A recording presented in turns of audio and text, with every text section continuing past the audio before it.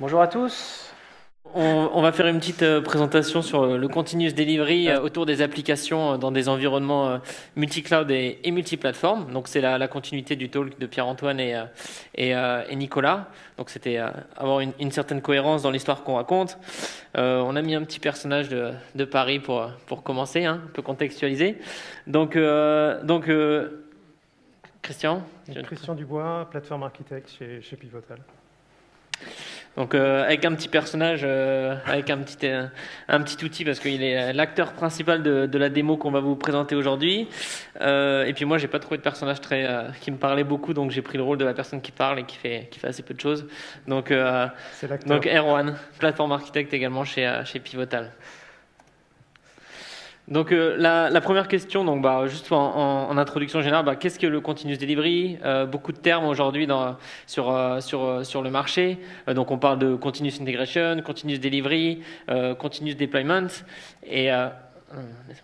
et du coup ce qui est intéressant de comprendre déjà, c'est que quelles que soient les terminologies qu'on utilise, en fait on revient en fait aux fondamentaux de l'agile. L'agile a commencé dans les années 70-80.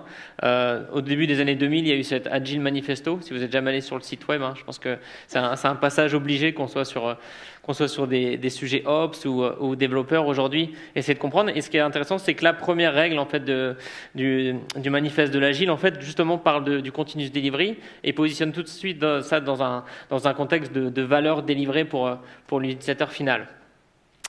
Donc on a vu l'intégration continue. Donc l'intégration continue, très rapidement, ça va être plutôt centré sur être capable de construire et mettre en place les bons outils pour construire un code et une application produit avec de qualité. En fait, construire un code de qualité. Donc c'est dans cette automatisation-là qu'on va mettre en place des tests d'intégration, des tests unitaires, qu'on va compiler nos modules avec le module des équipes, des autres équipes de l'entreprise.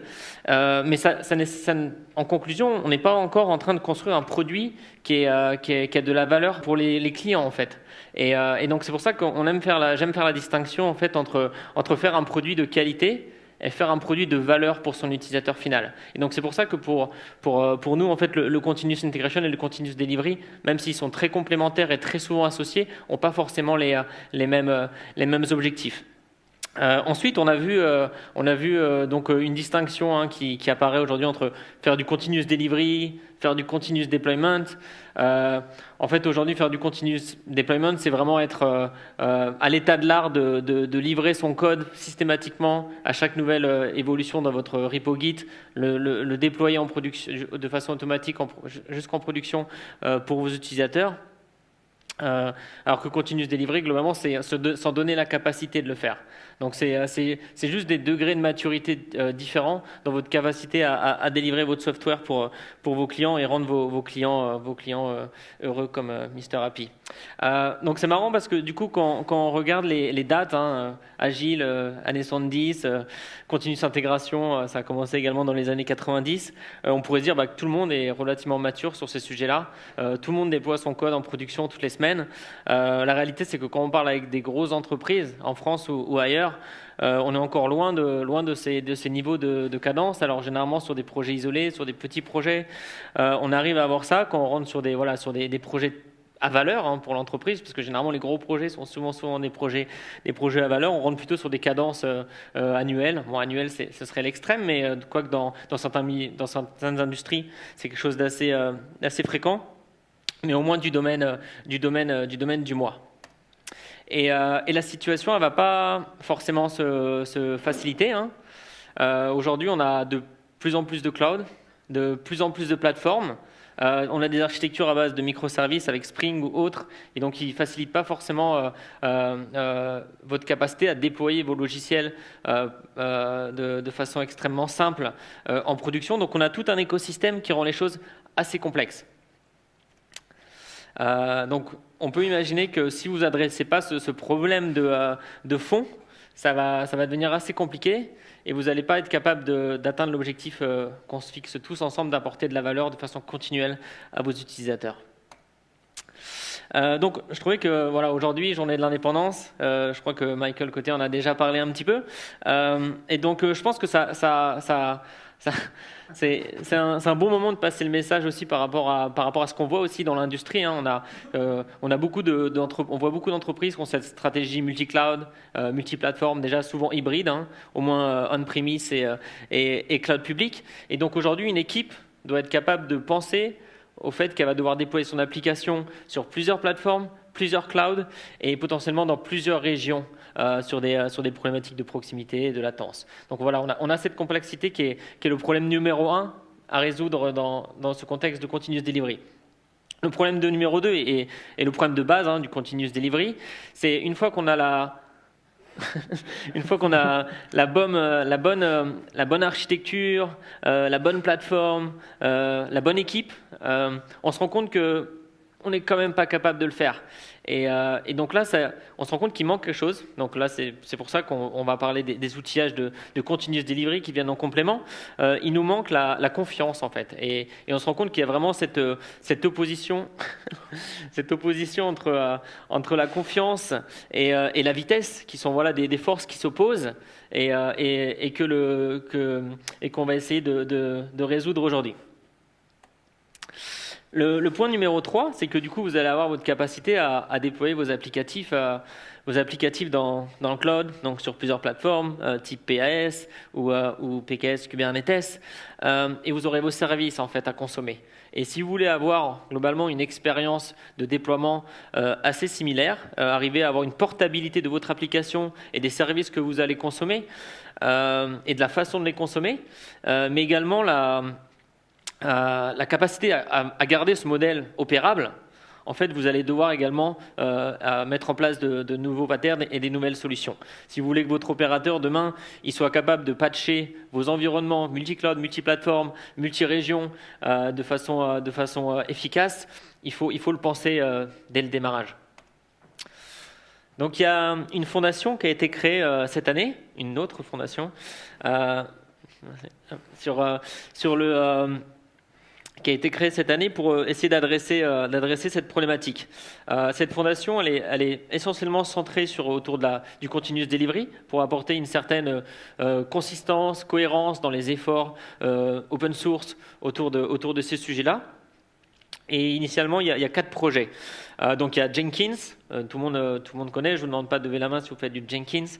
La plupart des gens ont déjà fait du Jenkins, donc c'est un projet qui a démarré sous le nom d'Hudson dans les années 2004, 4K, 2011, 15 millions d'utilisateurs, donc on comprend que c'est aujourd'hui un véritable standard, et historiquement c'est plutôt un continuous integration qui a été dérivé en continuous delivery avec de nombreux plugins, qu'un véritable outil de continuous delivery dès le démarrage. En 2018, Jenkins a commencé à évoluer vers un modèle qui va lui permettre d'adresser davantage des workloads cloud natifs, et à terme, pour aujourd'hui, les 2 plateformes existent, mais la philosophie de la communauté est de faire converger, de faire que les workloads migrent à terme sur Jenkins X dans le futur. Et on peut voir par exemple que Jenkins X a commencé à s'intégrer avec Tekton, qui est un autre projet de l'écosystème Continuous Delivery. Et Tekton, c'est vraiment un CI/CD né globalement de Kubernetes natif, donc qui est né dans l'écosystème Kubernetes, où chacun des pipelines en fait est une ressource Kubernetes. Donc vous allez globalement déployer votre pipeline comme vous déployez des pods avec des YAML. Et du coup, on se rapproche, en termes de déclaratif, on se rapproche pas mal de ce qu'on a vu avec Concourse, en fait. Mais la différence, c'est qu'à la fin, la ressource en elle-même, c'est une ressource Kubernetes. Et Spinnaker, c'est le sujet d'aujourd'hui. Donc Spinnaker, c'est déjà c'est assez surprenant, en fait. Si on cherche sur Internet, on voit beaucoup de littérature autour de Spinnaker, des témoignages. Mais dans la vie de tous les jours, je rencontre assez peu de grandes entreprises qui l'ont déployé à l'échelle. Certains qui témoignent un intérêt. Déployer à l'échelle, c'est pas encore très fréquent. Donc c'est un projet qui a démarré en 2014 c'est la seconde monture d'un projet qui avait été initié chez Netflix, qui s'appelait Asgard. Et la différence entre Asgard et Spinnaker, globalement, c'est que Spinnaker est un projet beaucoup plus ouvert, en fait. Multi-cloud, ce qui n'était pas le projet Asgard. Et également plus ouvert en termes d'extension. Asgard était très opinionated, en fait, avec beaucoup d'opinions. C'était un peu la façon de faire de Netflix, et du coup, la plupart des personnes dans la communauté pour l'utiliser étaient obligées de faire un fork, alors que Spinnaker a essayé dès le démarrage d'avoir pas mal d'extensibilité pour être capable d'adresser la communauté de façon plus large. Et donc l'idée, c'était d'avoir ce framework qui est dès le démarrage, en fait, dans sa philosophie, essaye d'adresser cette problématique de speed, confidence. Donc aujourd'hui, Spinnaker, donc un écosystème. Spinnaker, dans son extensibilité, en fait, vient avec un ensemble de providers qui vont lui permettre de s'intégrer avec la plupart des clouds du marché, donc des infrastructures as a service, mais également des PaaS managés par les cloud providers, mais également des plateformes type Pivotal Cloud Foundry ou Pivotal Kubernetes Service ou OpenShift, en fait, qui sont du coup des plateformes déployées par les entreprises.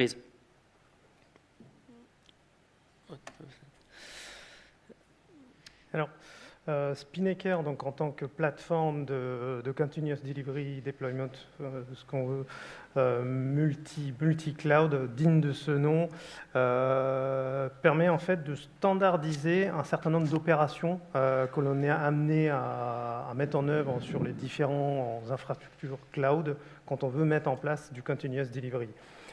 Spinnaker est très application-centric, donc ça permet de regrouper un ensemble de ressources cloud qui sont liées à une application et sur lesquelles on va opérer quand on va mettre en place une pipeline de delivery. Donc d'où la notion d'inventory et de pipeline qui sont des concepts importants dans Spinnaker. Alors, il y a 3 concepts très abstraits qui permettent justement d'abstraire ces ressources cloud dans Spinnaker qui sont importants à comprendre, sont les applications, les clusters et les server groups. Les applications contiennent des clusters, les clusters contiennent des server groups. Je ne vais pas donner d'explication parce que je viens de dire que c'est des concepts abstraits, donc si je donne une explication, ça va être encore plus abstrait. Donc on va plutôt donner un exemple concret. Dans le cas de, si on prend la plateforme Cloud Foundry par exemple, un server group, c'est une application avec plusieurs instances. Un cluster, c'est un ensemble d'applications. C'est peut-être plus parlant dans Kubernetes parce qu'un server group, ça peut être un réplica set, un load balancer, un service, et un cluster, par exemple, ça peut être un ensemble de réplica set ou un deployment, en fait. Donc là, du coup, c'est un peu plus concret et ça permet de comprendre. Merci, Erwan. Et un des gros avantages de Spinnaker, c'est son interface graphique, parce qu'en fait, ça nous permet d'avoir une vision centralisée sur cet environnement multi-cloud et de l'opérer de façon consistante, quel que soit le cloud que l'on utilise pour mettre en œuvre notre continuous delivery. Donc voilà, donc on a une vue qui permet d'avoir une vue globale de nos ressources déployées sur les différents clouds, sur les différentes plateformes. Ça ne résout pas encore le problème de confiance. Donc une des fonctionnalités qui a été rajoutée, donc ça c'est aussi une différence entre le projet, je parlais initialement Asgard et le projet Spinnaker. Donc c'est la possibilité de faire des approvals manuels. Donc là, en fait, l'approval manuel, c'est le moment où on passe du monde du continuous deployment au continuous delivery. Donc c'est-à-dire qu'on a une rupture en fait dans la chaîne de déploiement, et c'est souvent ce qu'on rencontre dans le monde de l'entreprise. Avec un approval, parfois c'est une recette de 3 semaines, parfois c'est une recette de 2 jours, parfois c'est globalement juste voilà, une prise de responsabilité dans le process, mais c'est quelque chose qui est très utile, qui est globalement out of the box dans Spinnaker et qui permet d'envoyer un mail, voilà, de créer ce workflow de validation dans votre chaîne de continuous delivery. Et donc après, comment on gère le risque en fait du déploiement en lui-même.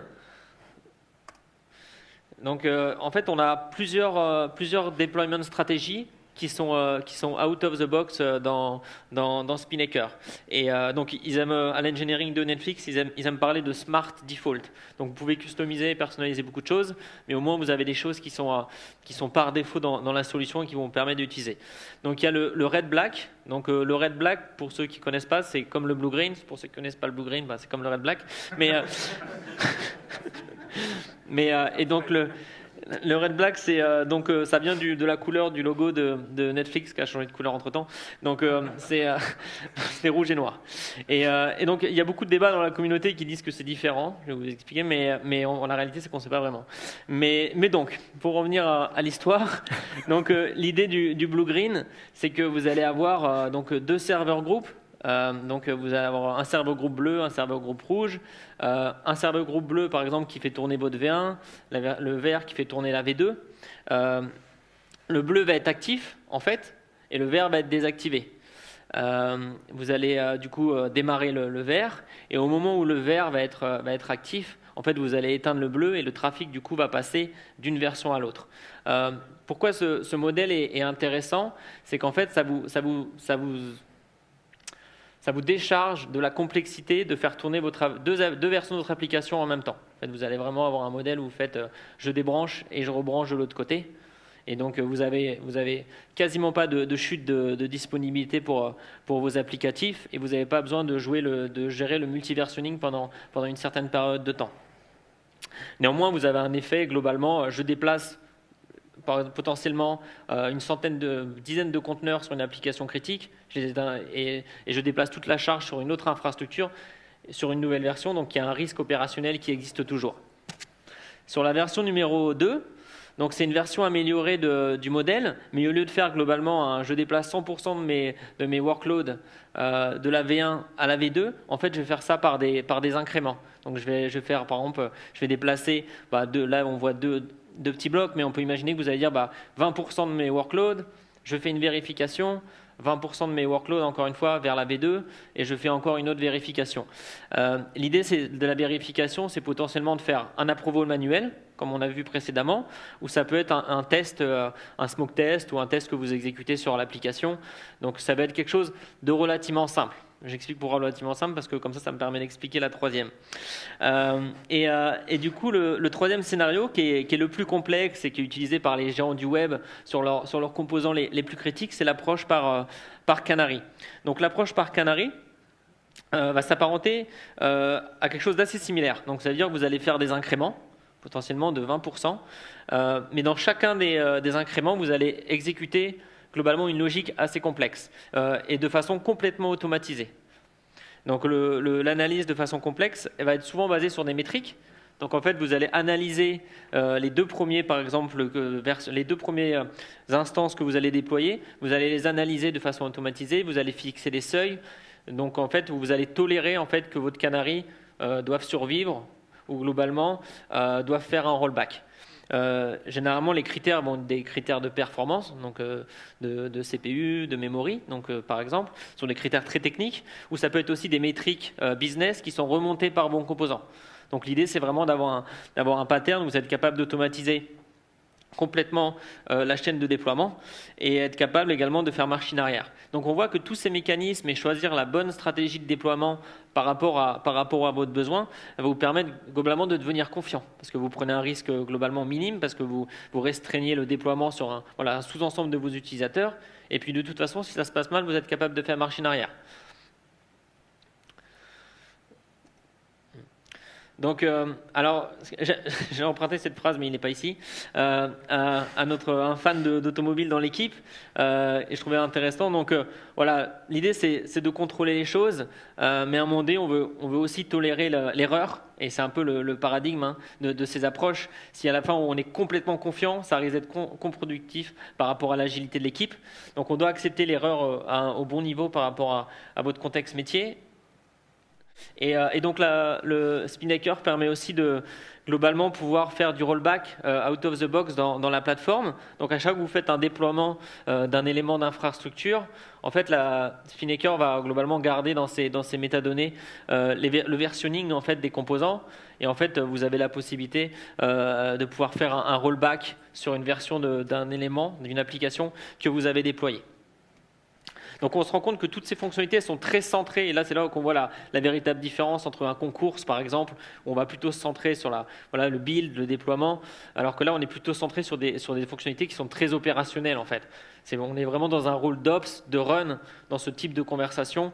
On est en train de monitorer le système existant, donc la frontière entre, on n'est pas en train de builder, de faire les tests unitaires. Donc après, je vais juste me dépêcher.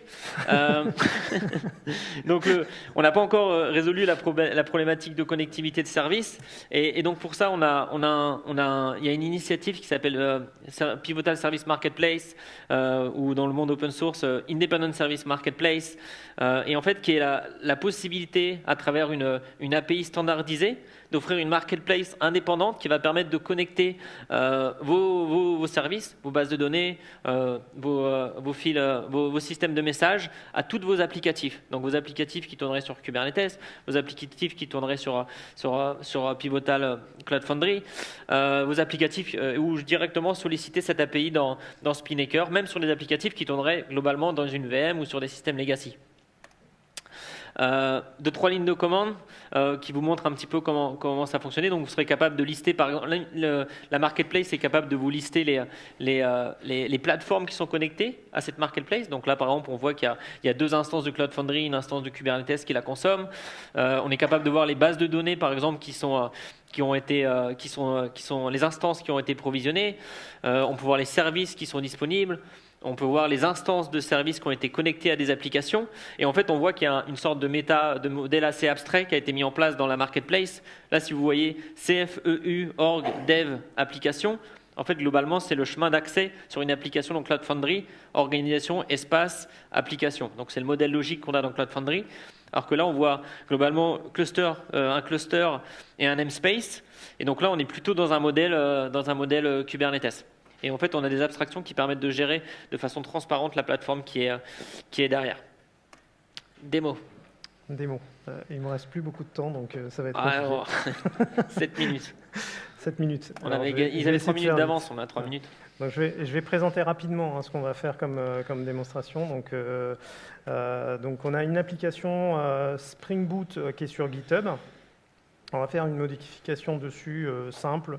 On va pusher la modif sur GitHub et on a mis en place une pipeline de CI/CD avec Concours que vous avez vu à l'instant.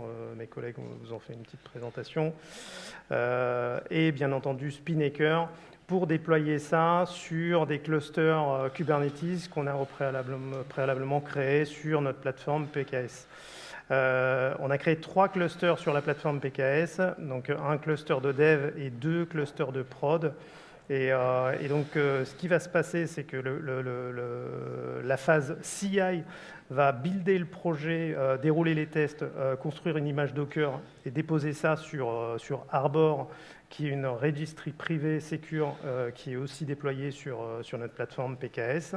Et dès qu'il y a une image qui est déposée sur Arbor, une des pipelines sur Spinnaker va être déclenchée, qui va d'abord déployer cette version sur un cluster de dev avec une phase d'approval manuel qu'on a vu il y a quelques instants, Erwan en a parlé.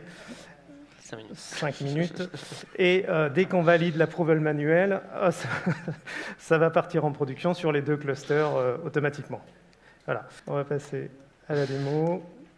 Donc, hop, je vais faire ça. Essayez de faire ça vite. Quoi ?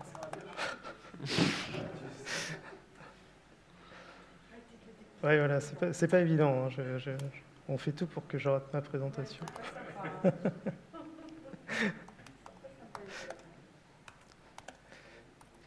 faut savoir que le build prend 3 minutes.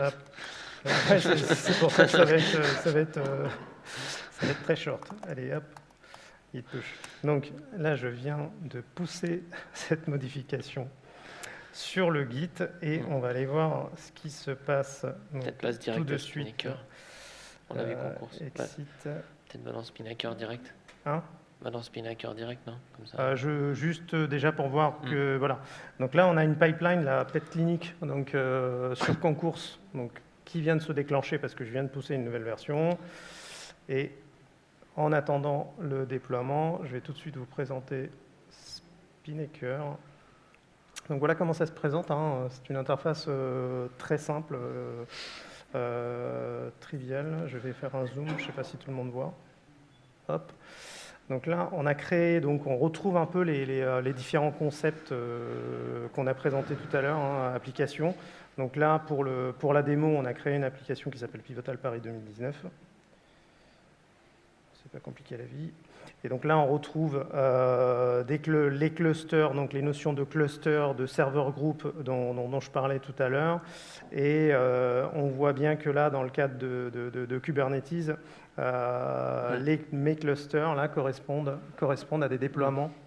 Si tu mets oui. With Details, là, hop, comme ça on peut... Juste pour montrer, du coup on voit les pods, en fait on peut voir directement le mapping sur l'infrastructure et les pods qui sont rattachés au serveur groupe. Bien sûr, on peut cliquer sur ces différents objets Kubernetes et récupérer un certain nombre d'informations ici. Donc c'est quand même extrêmement pratique parce qu'on a toutes ces informations-là sur un même écran alors qu'on a plusieurs clusters. Et donc là, je vais aller montrer tout de suite les pipelines. Donc je vous ai montré tout à l'heure la pipeline de dev en fait. Qui normalement se déclenche automatiquement, et là pour les besoins de la démo, dès que c'est fini, je vais la lancer manuellement. Voilà. Donc ça contient ce qu'on appelle deux stages, donc deux étapes. Une première étape donc, qui va déployer sur notre cluster de dev le déploiement, l'objet deployment Kubernetes, et une phase de manual judgment donc, qui va se déclencher une fois que le déploiement est fini. C'est là où on va pouvoir faire du recettage sur l'application qu'on vient de déployer et puis valider ou pas pour la suite. Dès qu'on valide, il y a une deuxième étape qui va se déclencher automatiquement, c'est la prod pipeline en fait. Prod pipeline, c'est trivial, hein, on a juste ici défini un trigger pour dire que cette pipeline-là se déclenche dès que la pipeline de dev est terminée et qu'on l'a validée en successful, elle se déclenche. Et vous pouvez voir ici que j'ai deux branches en fait, donc il y a le déploiement sur les deux clusters de prod qui va se faire en parallèle. Qui devrait se faire en parallèle, mais là... Renaud fait le tourner, de toute façon il reste plus de temps. Ouais, il reste plus de temps. Non mais lance le pipeline pour qu'il voit le... Ok. Donc là, juste peut-être rapidement Arbor. Hein, je vous ai parlé de Arbor tout à l'heure, la registry privée. Là, donc c'est là-dessus qu'on vient déposer nos images. Et là, comme j'ai pas trop le temps, je vais pas attendre que les images viennent. Juste l'exécution du pipeline. Donc je vais tout de suite montrer l'exécution de la pipeline. Donc ça va être... Hop, je vais la lancer manuellement. Je suis désolé. Allez, c'est passé en rouge.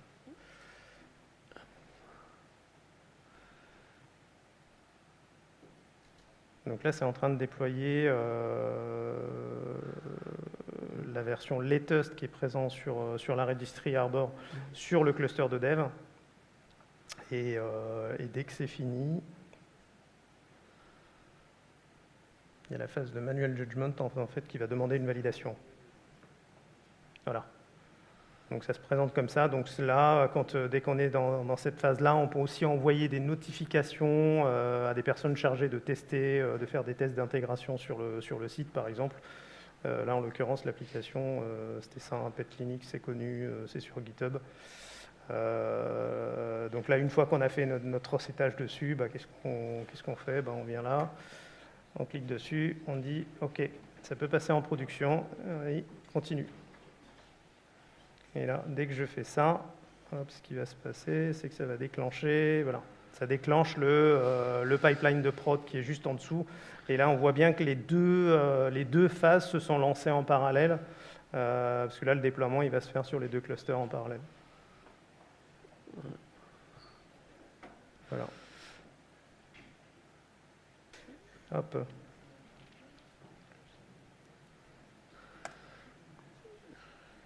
C'est bon. Ah bah c'est bon. Ah bah non, c'est bon, on a fini. Ah, c'est facile.